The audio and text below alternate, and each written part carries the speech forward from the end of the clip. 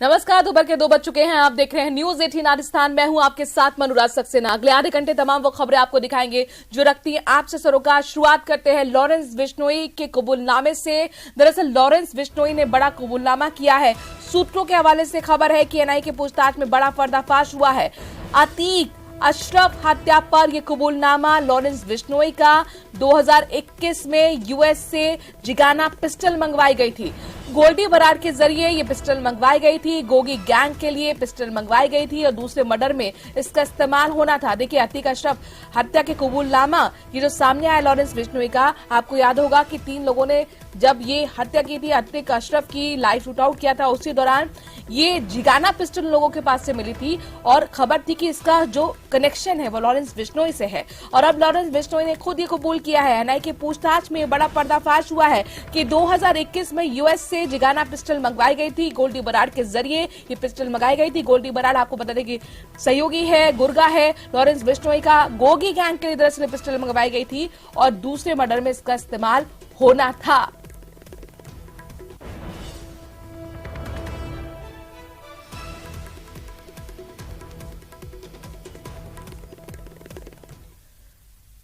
खबर यूपी के बलिया से है, जहां पर एक बड़ा नाव हादसा हो गया। ये नाव हादसा फेफना थाना क्षेत्र के मालदेपुर घाट पर हुआ है। इस हादसे में 4 लोगों की मौत हो चुकी है। घटनास्थल पर मौजूद लोगों की माने जब ये नाव हादसा हुआ तो नाव पर करीब 40 लोग सवार थे। इस हादसे में लापता लोगों की तलाश शुरू की गई है। घटनास्थल पर मौजूद लोगों की माने तो नाव पर काफी ज्यादा संख्या में लोग सवार हो गए और यही वजह रही कि नाव बीच नदी में जाते ही पलट गई। ये सभी लोग एक मुंडन संस्कार में शामिल हो रहे थे। नाव पलटने के कुछ बाद लोग जो है वो तैरकर बाहर निकले, जबकि घटनास्थल पर मौजूद लोगों ने तैरकर कुछ लोगों को बचाया भी। जिन लोगों को बाहर निकाला गया उन्हें अस्पताल में भर्ती कराया गया है और उनका इलाज किया जा रहा है।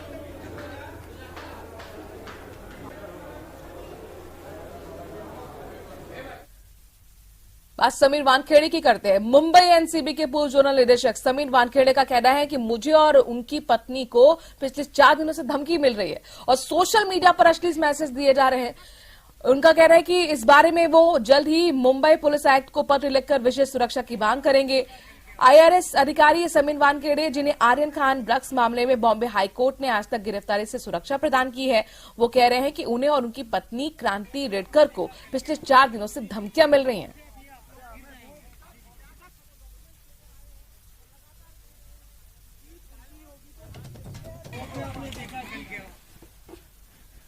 और देखिए, 2000 जो रुपए की नोटबंदी हुई है उससे जुड़ा हुआ बड़ा अपडेट अपने दर्शकों को दे रहे कि आज आरबीआई गवर्नर की पहली प्रतिक्रिया इस पर सामने आई है।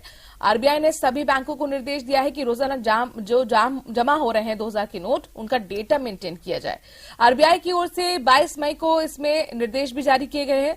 आरबीआई के गवर्नर शक्तिकांत दास का कहना है कि आम जनता को काउंटर पर 2000 रुपए के नोट बदलने की सुविधा मिलती रहेगी और जैसा कि पहले ये होता रहा था। नोट बदलने के लिए आपके पास 4 महीने का वक्त है। शक्तिकांत दास ने कहा कि 2000 रुपए के नोटों को चलन से बाहर करने का फैसला क्लीन नोट पॉलिसी के तहत लिया गया है। साथ ही 2000 रुपए के नोट बदलने की पूरी तैयारी भी कर ली गई है, ऐसा दावा आरबीआई गवर्नर की तरफ से। चिंता की कोई कारण नहीं है, आप आराम से एक्सचेंज करिए नोट। आपका जितना कोई भी कंप्लेंट हो, कोई भी डिफिकल्टी, कठिनाइयां हो, तो हम बैंकों के थ्रू या डायरेक्टली हम तो उसको मॉनिटर कर रहे हैं। जितना इस टाइप का प्रॉब्लम आएगा उसको हम एड्रेस करेंगे। इसमें हमने जो ये अनाउंसमेंट किया है उसको सीरियसली लिया जाए। आप किसी भी एक्सरसाइज में, किसी भी प्रोसेस में अगर आप एक डेट नहीं देते हैं तो और उसको ओपन हैंडेड ऐसे ही खुला छोड़ देते हैं तो सीरियसली नहीं लिया जाता है। इसीलिए हमने ये डेट दिया है कि 30 सितंबर तक आप रिटर्न करिए। 4 महीने की समय है, कोई जल्दबाजी की जरूरत नहीं है। आराम से आपको जब भी टाइम हो, आप नेक्स्ट 4 सितंबर 30 तक आप आराम से आके उसको एक्सचेंज करिए या अमाउंट अपने अकाउंट में, खाता में डिपॉजिट कर दीजिए। तो इसीलिए चिंता की कोई कारण नहीं है। और जितना डिफिकल्टीज हो या जितना रिप्रेजेंटेशंस हो, मतलब जैसे कि मैंने कहा कुछ लोग फॉरेन कंट्रीज में रहते हैं, कुछ लोग फॉरेन ट्रैवल पे गए हैं, उन सबका जितने कठिनाइयां हैं, जितना डिफिकल्टीज है, वो हम सब स्टडी करके उसके कुछ हल निकालेंगे जरूर, ये मेरा आश्वासन है। और मैं सबको अश्योर करना चाहता हूं कि कोई मतलब कंसर्न की बात नहीं है। आरबीआई के जो करेंसी मैनेजमेंट ऑपरेशंस है ये इसका एक हिस्सा है। तो आरबीआई गवर्नर को आप सुन रहे थे अपील करते हुए कि अफरा तफरी ना मचाए। बहरहाल खबरों में आगे बढ़ते हैं, बात प्रधानमंत्री नरेंद्र मोदी की विदेशी दौरे की करते हैं। देखिए, प्रधानमंत्री 3 देशों के दौरे पर है और वहां पर मोदी मोदी की गूंज सुनाई दे रही है।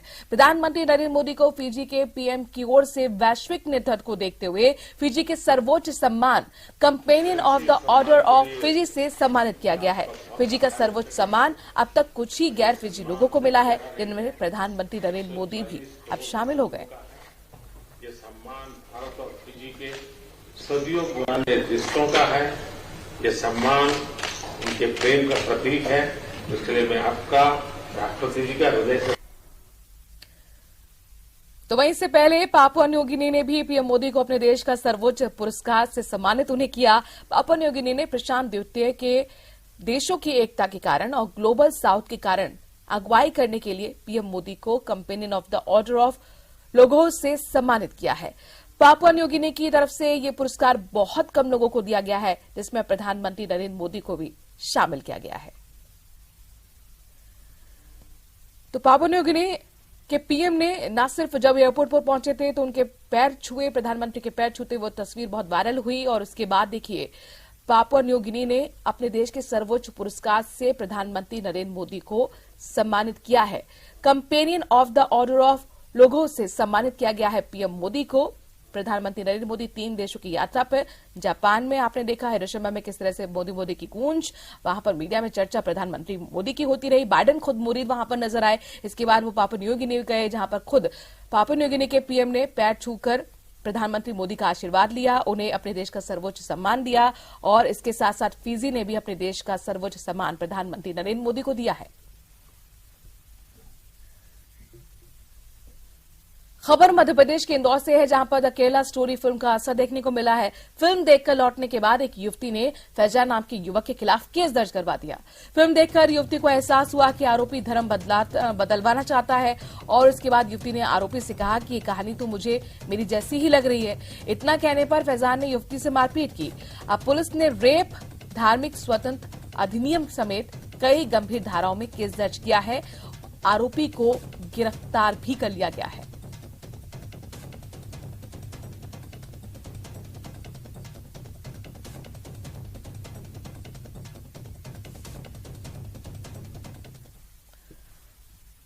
तो लव जिहाद पर बनी film the Kerala story Bageshwar Dham के आचार्य पंडित धीरेन्द्र शास्त्री के दरबार तक पहुंच गई है। मध्य प्रदेश के सागर जैसे नगर में आयोजित दिव्य दरबार में केरल से आई एक लड़की जो बाबा से बातचीत करती है। बाबा ने उससे पूछा क्या केरला स्टोरी जैसे हालात केरल में हैं। लड़की का कहना था कि कुछ हद तक है। केरल में कथाएं नहीं होती हैं, इसलिए वहां यहां पर कथा सुनने के लिए हम आए हैं। इसके अलावा रात्रि में होने वाले तमाम सवाल जवाब के दौरान एक सवाल के जवाब में बागेश्वर धाम सरकार ने कहा कि दूसरे धर्म पर सोच समझकर भरोसा करना चाहिए। सनातन धर्म में लिखा भी है, मौजूदा वक्त में हिंदू सोया हुआ है, जो हो रहा है वो फिल्म में असल में दिखाया गया है। जब तक ऐसा होता रहेगा तब तक ऐसी फिल्में बनती रहनी चाहिए ताकि लोग जागरूक हो सकें।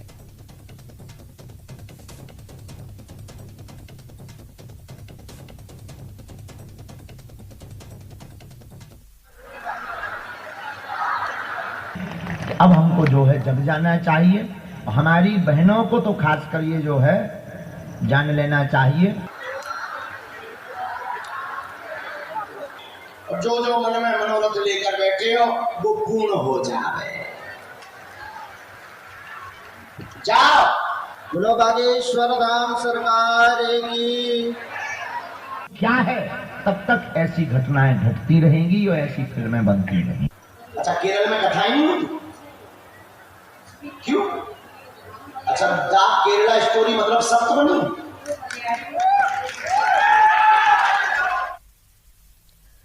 और जयपुर के चाकसू से बड़ी खबर है। आपको बता दें कि कोटखावरा सड़क हादसे मामले में अपडेट ये है कि प्रशासन और परिजनों में अब वार्ता का दौर शुरू हुआ है। कोटखावरा पुलिस थाने में वार्ता चल रही है। एडीएम, एसडीएम, डीसीपी, एसीपी समेत वार्ता में तमाम अधिकारी मौजूद हैं, परिजन मौजूद हैं और ये बातचीत अब शुरू हुई है। गर्मी को देखते हुए शव रखने के लिए डीप फ्रीजर मुहैया करवाने की मांग भी परिजनों की तरफ से की गई है। मुआवजा राशि नहीं मिलने तक शव उठाने से इनकार परिजन कह चुके हैं और मुआवजा राशि को लेकर जो वार्ता हो रही है उसमें से खबर निकल कर आ रही है कि अब तक सहमति नहीं बन पाई है। परिजन दरअसल मांग कर रहे हैं कि 25-25 लाख का मुआवजा मिलना चाहिए और इसी पर यह पेच फंसा हुआ है। हालांकि बातचीत जिसमें तमाम बड़े अधिकारी परिजनों के साथ बैठक कर रहे हैं, मंत्रणा कर रहे हैं और बीच का रास्ता निकालने की कोशिश।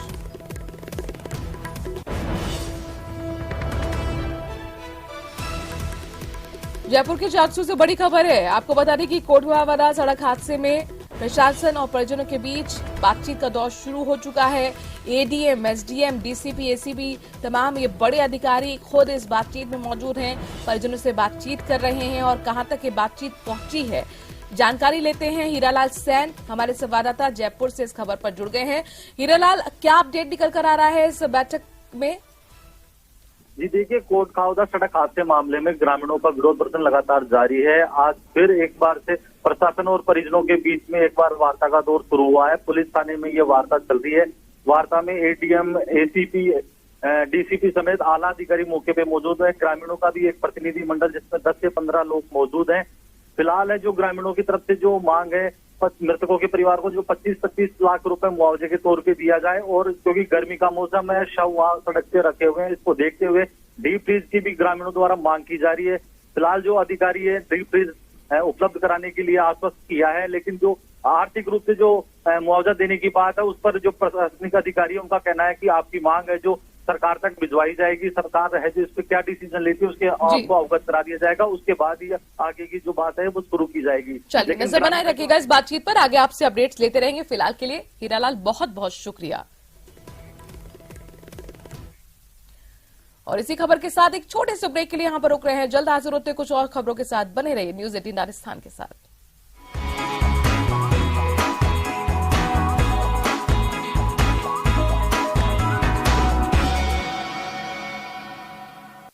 हेडलाइंस प्रेजेंटेड बाय पेट सफा आयुर्वेदिक चूर्ण। पेट सफा तो हर रोग दफा।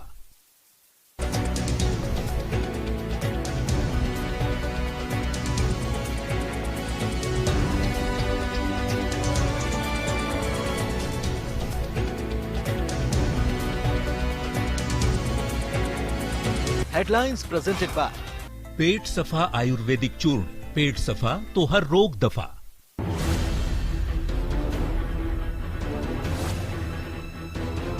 विधायक के कामकाज की ग्राउंड रिपोर्ट। यहाँ पे बूंदी में तो बहुत ज्यादा हालत खराब हो रही है। यहाँ पे रोड सही नहीं बन रहे, बिल्कुल भी पानी की समस्या है।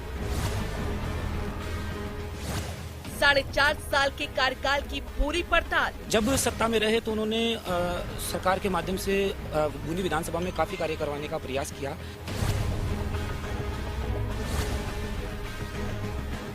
वादों और दावों पर पब्लिक से सीधी बात। हॉस्पिटल में ये कंडीशन है, हॉस्पिटल में आईसीयू वार्ड है, आईसीयू वार्ड में उचित व्यवस्था नहीं है।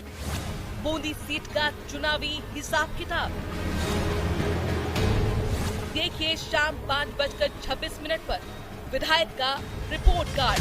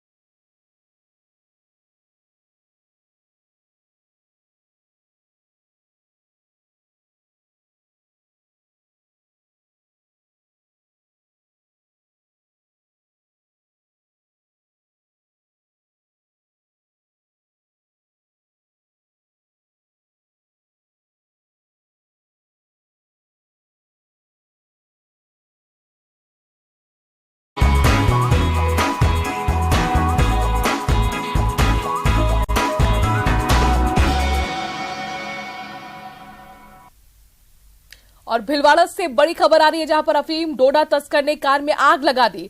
पुलिस के पकड़े जाने के डर से कार में आग लगाई गई। कार में रखा डोडा चूड़ा जलकर राख हो गया और तस्कर भागने में कामयाब रहे। मौके पर पहुंची पुलिस ने कार की आग को बुझाया है और बताया जा रहा है कि कार के आसपास से 2 से 3 किलो डोडा चूड़ा बिखरा मिला है। ये तस्वीरें उस कार की जिसे तस्कर जलाकर भाग खड़े हुए। इसी में डोडा चूड़ा की खेप थी। अब ये कितनी खेप थी, ये जाहिर तौर पर पुलिस के लिए चुनौती होगा समझना और परखना।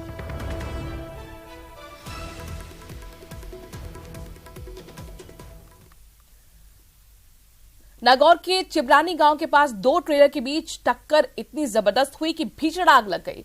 भीषण आग लगने से दोनों ट्रेलर जल गए। वहीं एक ट्रेलर में सवार चालक की आग में जलने से मौत हो गई है। ट्रेलर सवार उसके बेटे की हालांकि जान बच पाई। दूसरे ट्रेलर में सवार व्यक्ति ने कूदकर अपनी जान बचाई।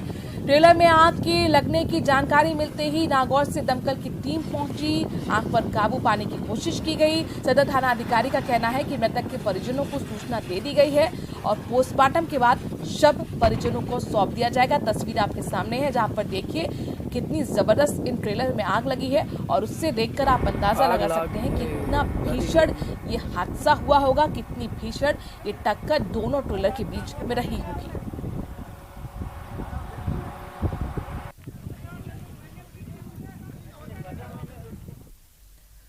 अलवर का राजीव गांधी अस्पताल एक बार फिर से विवादों में घिर गया है। अस्पताल में काम करने वाले एक महिला कर्मचारी ने नर्सिंग स्टाफ ऑफिस के कर्मचारी प्रवीण जैन और प्रमुख चिकित्सा अधिकारी सुनील चौहान पर प्रताड़ित करने और नौकरी से हटाने की धमकी देने का आरोप लगाया है।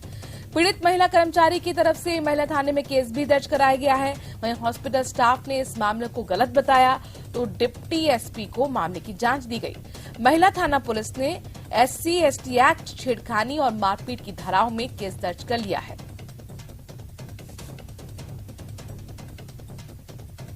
जी सर, मेरे पास फोन आया था। मैं पहुंची मैटर्न ऑफिस में PMO सर बैठे थे।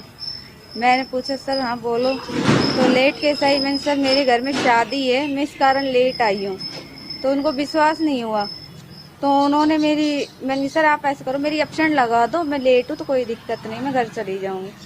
तो जो जैन है ना, प्रवीण जैन, उन्होंने मेरे साथ बदतमीजी करी है। उन्होंने ये कहा कि है ना ये तो सर वो है जो जनाना सूट के आई है, जो धंधा कराती है, धंधे वाली है। मेरा हाथ वाथ पकड़ लिया, मुझे बदतमीजी से पेश आए, मुझे चिमारी रेड़नी, मतलब बहुत तरीके से टॉर्चर करा गया है। देखिएगा, आपको पता है कि आदमी कुछ भी और किसी के खिलाफ दर्ज करा देता है। दूसरी बात यह है कि मैटर्न ऑफिस में 20 तारीख को हम रजिस्टर चेक कर रहे थे, लोगों को आने जाने का टाइम देख रहे थे और 2 बजे के और आपको सीधे ले चलते उदयपुर। दरअसल मुख्यमंत्री आपको बता दें कि उदयपुर के दौरे पर है, मेवाड़ के 3 दिन के दौरे पर। सीधी तस्वीर आपको दिखाते हैं।